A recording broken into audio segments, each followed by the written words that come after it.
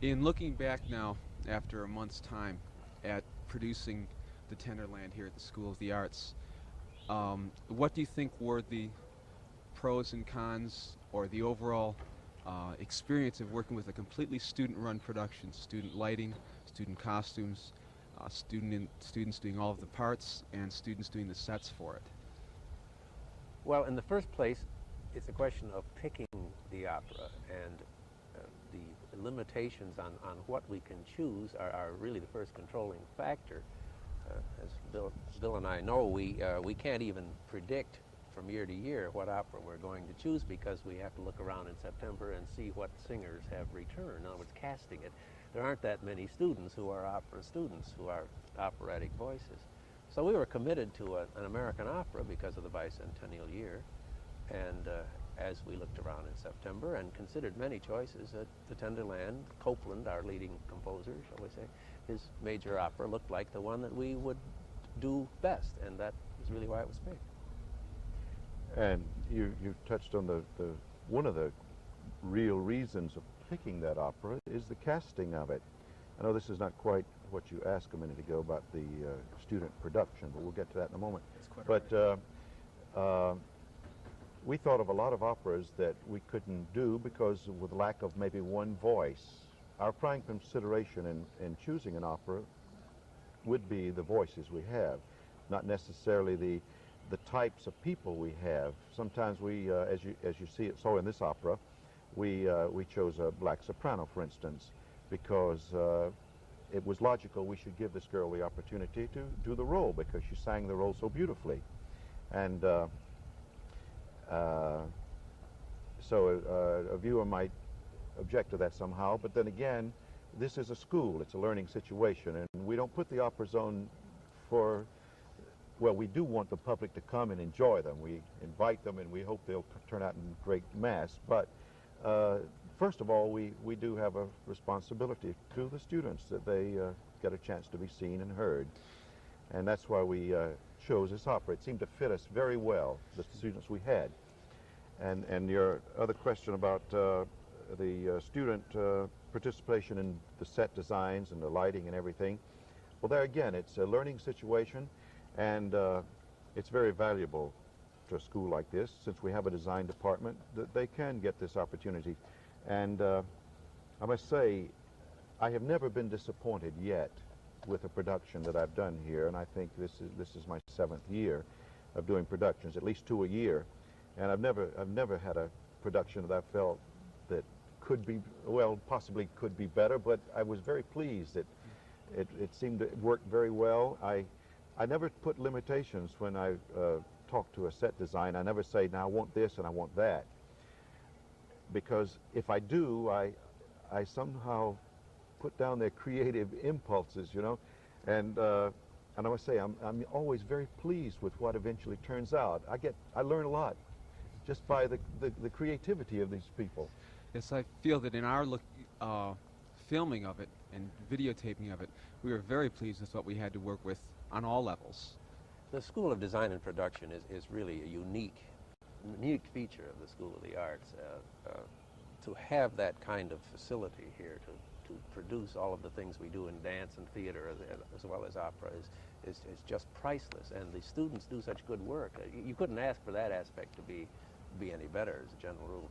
And of course the student orchestras, the student cast, the student everything. The student costume designers and executors they're all top pros. They're going to be top pros someday. They do approach everything in a very highly professional way. Everything from the way they page the singers to come on stage.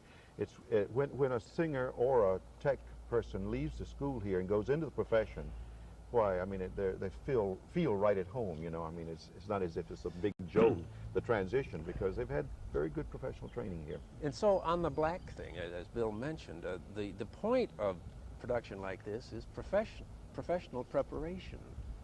Our job is to get people ready to go out in the world and do what we've trained them to do and get paid for it. Now, unlike the straight theater, in the opera world, the color line is really vanishing. That is to say, black artists sing roles in all opera houses in the world that were intended for white people. If they didn't, they'd be limited to Aida and Amonasro. And I mean, you would have to effectively say that black artists should forget about opera. But that isn't what happens. George Shirley sings Pelléas, Faust, I've heard him sing Faust.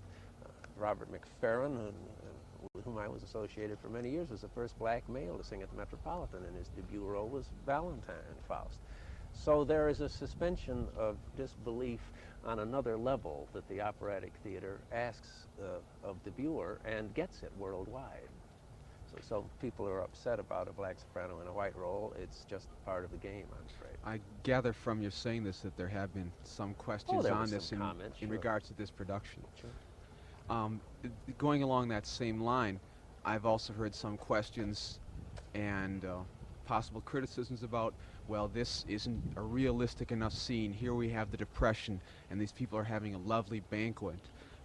How do you react to the questions or the criticisms of why isn't this opera more realistic?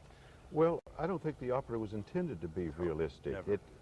Coppola himself said it was a fairy tale type situation, and it was. I mean, people who see the opera on tape now will realize that this certainly isn't quite like the Depression that they all heard about, and it's certainly not like the Midwest of that time. This is a medium income type family, but they enjoy life and they live well. They look healthy and well fed, and the opera wasn't intended to be a realistic. It wasn't a verissimo opera like a Tosca, for instance, where you really see all the blood and and the killing of people, and you get into the political aspects of the time, and which is it's all based on very realistic situations. So this wasn't intended to be that.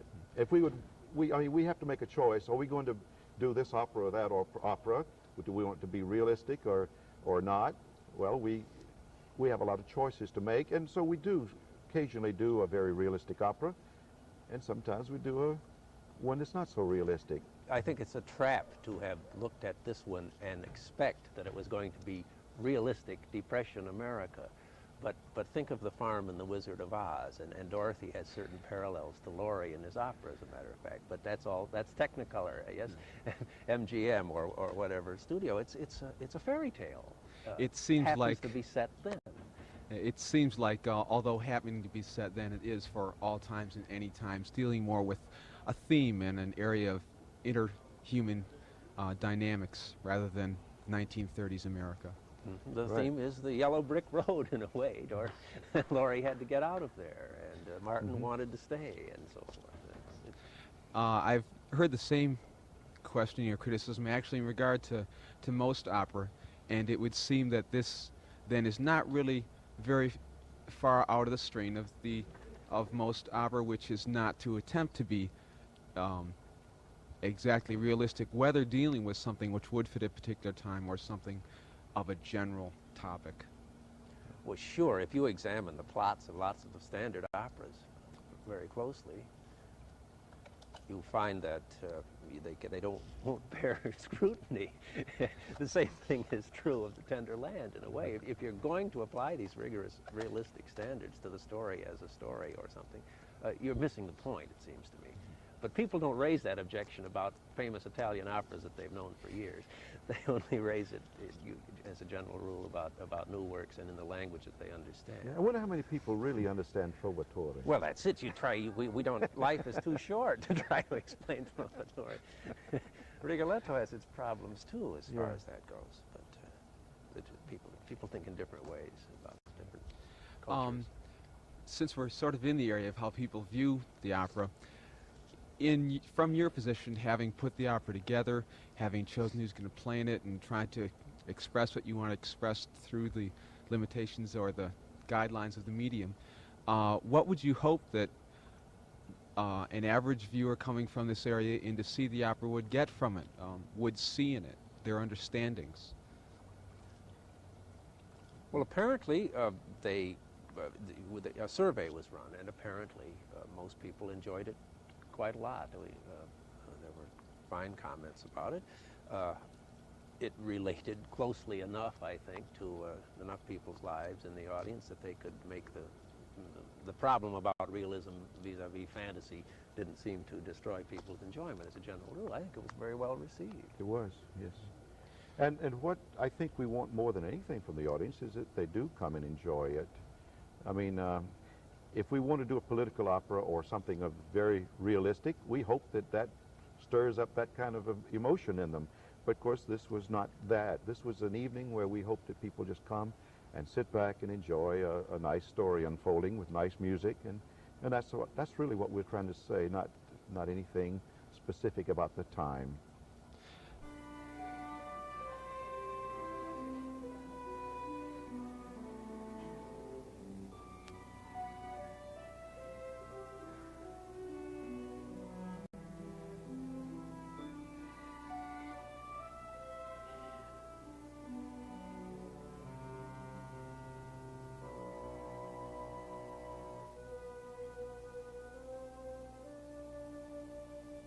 Once I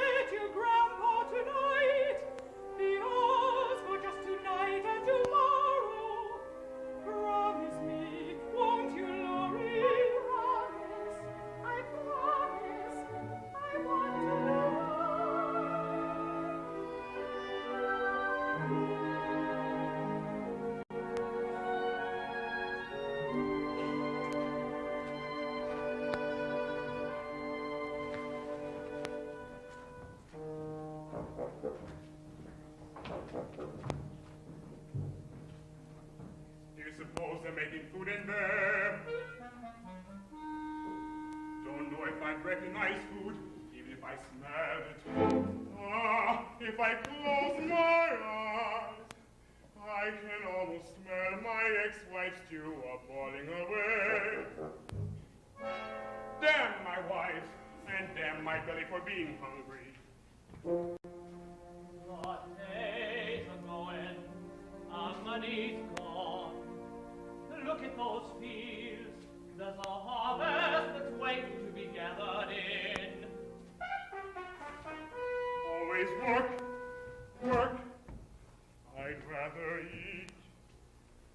And after eating, work at loving.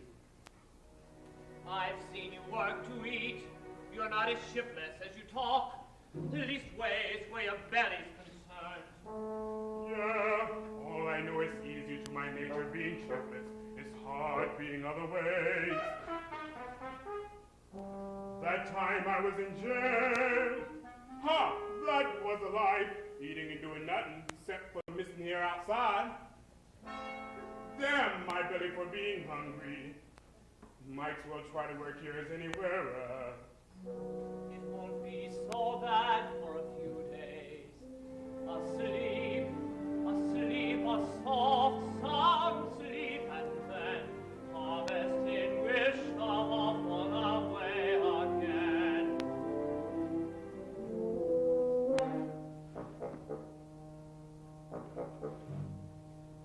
Hey, Martin, someone's over there, near the porch.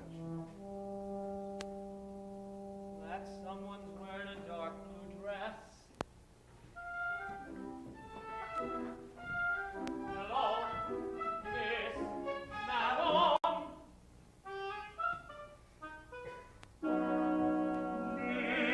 Miss. Do you live here? Yes. Your men for home? Will they be home soon?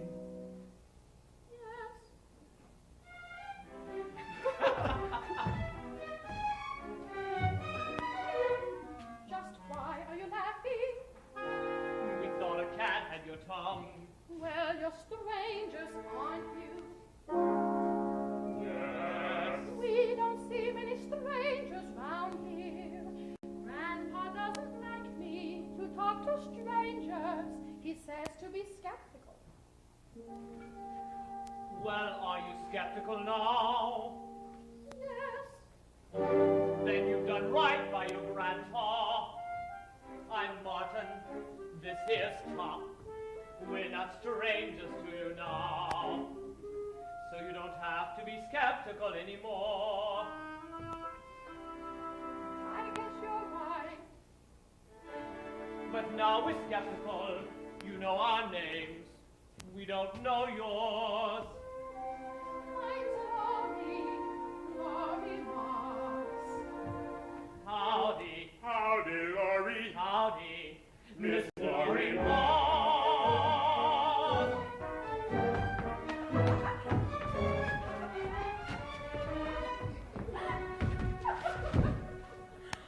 Where are you from? Where are you going? We've been north, Been south, we're going we're east, going west, we've been here. and there. That's where we've been, and that's where we're going.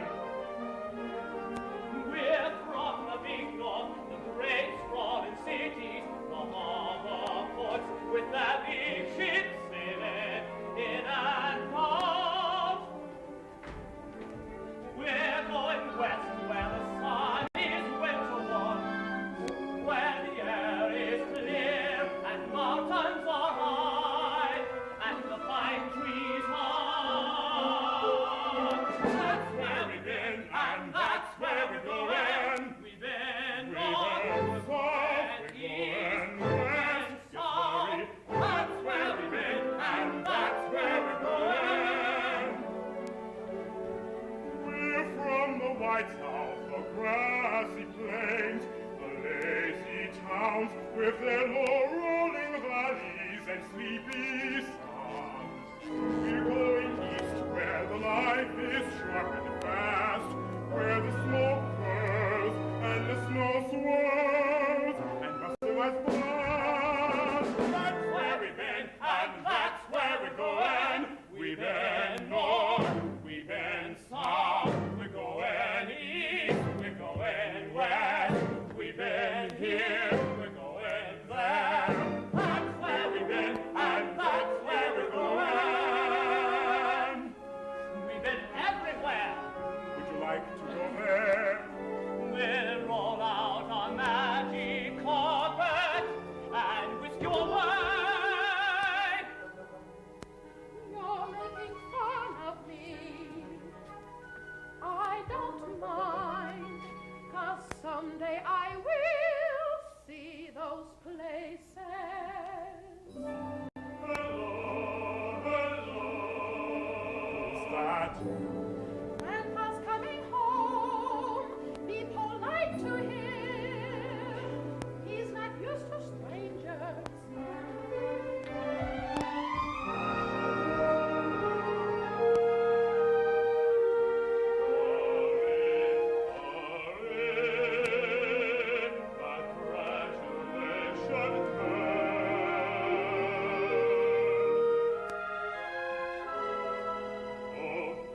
Visitors. They want to see you, Grandpa. Yes, sir. My name's Martin. This here's Tom. You run inside, Laurie. What can I do for you fellas? You got a spring harvest to get in. I guess we'd like to work at it. You don't sound too anxious about working. Anxious? If it weren't for this belly, you wouldn't catch me signing up to any job anywhere. Don't mind Tom, Mr. Moss. Ain't no better worker than he is. Once he's got his belly full. What do you say? I need a couple of men, but I don't know. I keep shy of strangers. They bring no good somehow. A stranger may seem strange, that's true, but did it ever occur to you that you seem strange to a stranger? Seem strange to a stranger. Seem strange to a stranger too. We've come quite a ways through these wide lands. With the back, we work with our hands. They're not strangers to harvest and grain, to digging up potatoes and landing in the rain. We hope that you can see it our way. We're not strange to work now. What do you say? Will you take Will you take on a stranger? Take on a stranger. Take on a stranger to a day. When you put it like that, I'll have to admit you're right for the work, and besides being fit, you're not such a stranger, not such a stranger, not such a stranger anymore. Backs and forth strong hands, and that's what you need to work these lands. I'm getting over your booked up. You're something in my mind, but are you willing to work for your pay? Sure, we're willing to work for our pay. And I'll make a special such a this day, and I'll hire a stranger. Will you hire Will you hire a stranger? Will you hire a stranger? Will you hire a stranger? Hire a stranger! Hire a stranger! Hire a stranger today! Okay? Okay.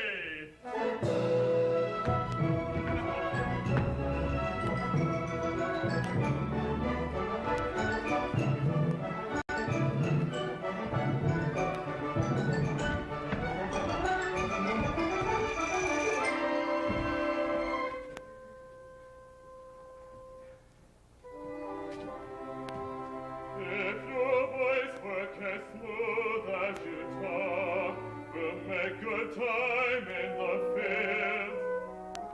Ma, put on supper for two more. And can they come to my party tonight? The party, I'd almost forgotten the party. Grandpa, please. Saint be no harm in fellas to have for their dancing. Hey, Ma.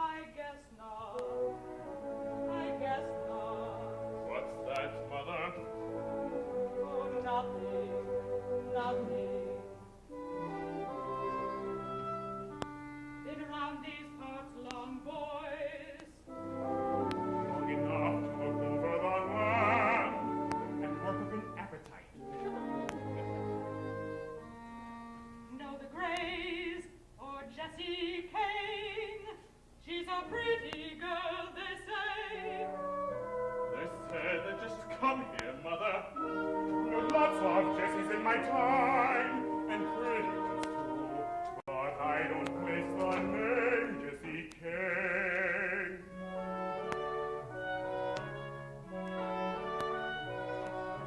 Come on, Glory, I need your help.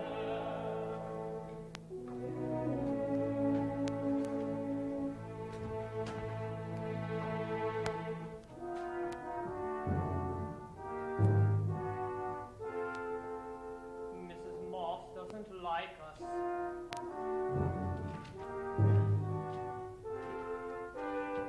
Why do you suppose she asked those questions? Don't get excited, we ain't done nothing wrong. Least, not lately. That Glory sure is pretty. Don't start getting too interested. We'll want to move soon as this job is done. Look who's telling me you're the one that's still got to earn a kiss ain't a ball and chain. Listen, tonight keep the old man busy, so's I can get acquainted with that girl. Hear me? Careful, Top. Her grandpa has an eye in the back of his head where his girl's concerned. Leave that to me. You just drink him under the table. I've handled girls before, and they're fast.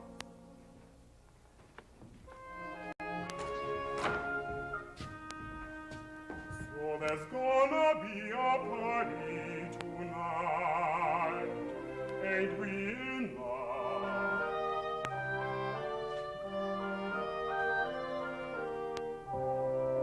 Come on, I'll show you where to put your converse.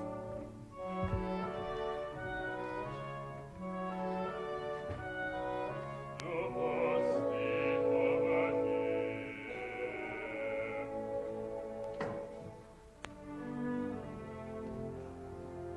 It promises to be a fun night.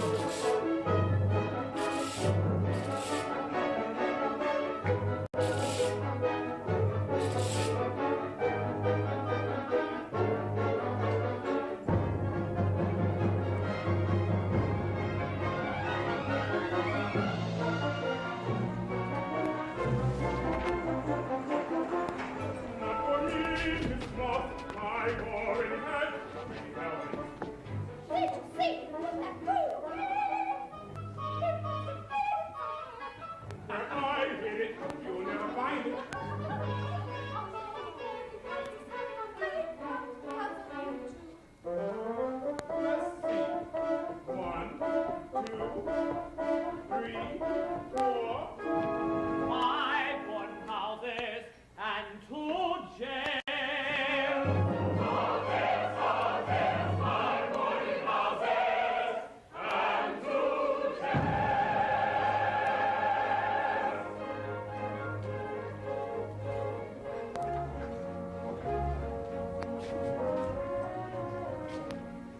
come and get business of one. But there's one anywhere, everyone. Let's drink to a good spring harvest. In our Mr. Kent, harvest come and go. Some are good, others not so good, but they come and go. Like spring and winter weather. Girls come and go. Some are good, others not so good, but they come and go too. Like spring and winter weather. But there's one that's a good one, and she is nice as spring and clean as winter. The first of our family that's ever graduated, and that's what I'm drinking to tonight, Mr. Chen. Glory, glory, glory, glory, glory,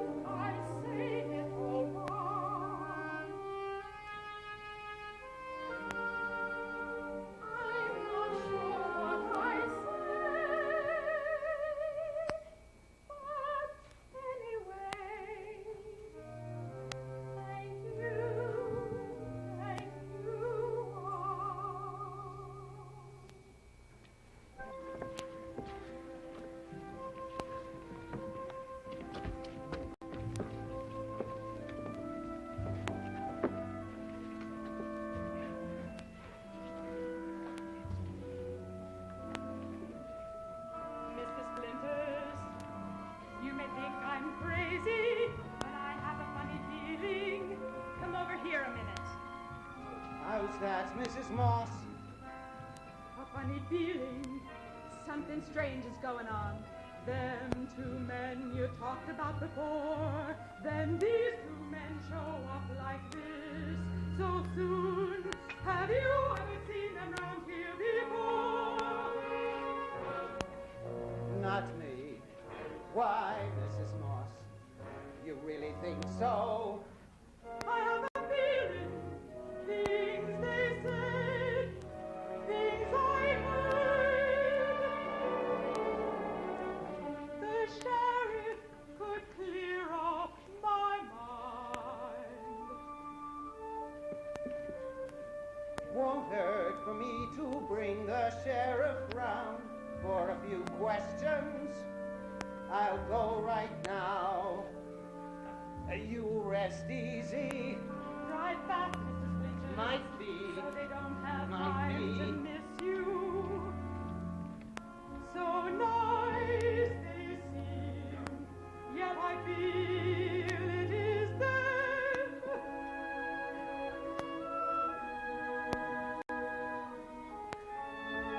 The chances that we take, have I the right to make an accusation just on feeling?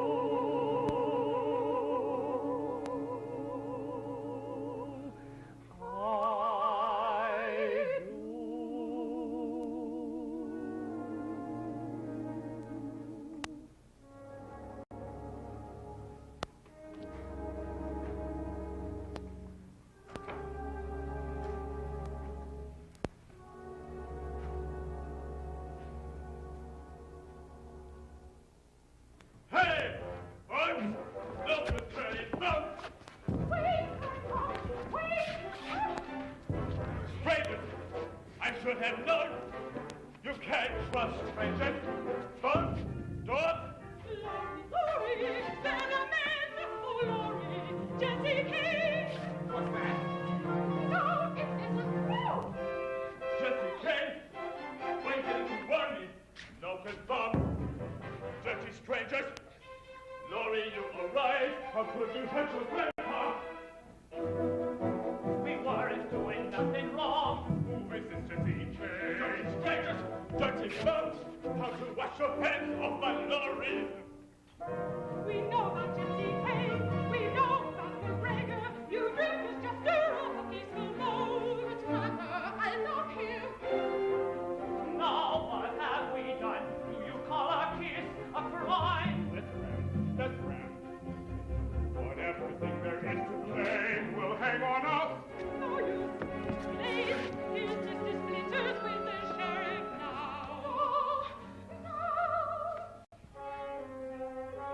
I hurried right back. Where's the sheriff? Where? Sheriff said those men were caught in the next county this afternoon. They's confessed to harming both those girls. No. We was just overexcited. Dangerous thing imagination can be. They're guilty all the same. I don't have a moment place. Laurie, get inside. Giving yourself to the first guy that comes along. How could you do it, Laurie? No one can stop the way I feel. No one can ever tell me I can't love. And Grandpa, listen, I love him. Laurie, you don't know what you say. Let's go back to the party. There'll be no more party. We're all disgraced. Please, Grandpa, believe in me. It's not wrong what I've done. Please try to understand. I'm not a child anymore. I'm grown up. If this ever happens again, I'll wish the day you were born. Feel it, Laurie. What have you said? I feel so sorry for him.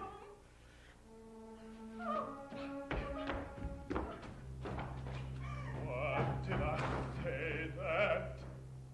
Why, Mother? When daybreak comes, take yourselves far away from here.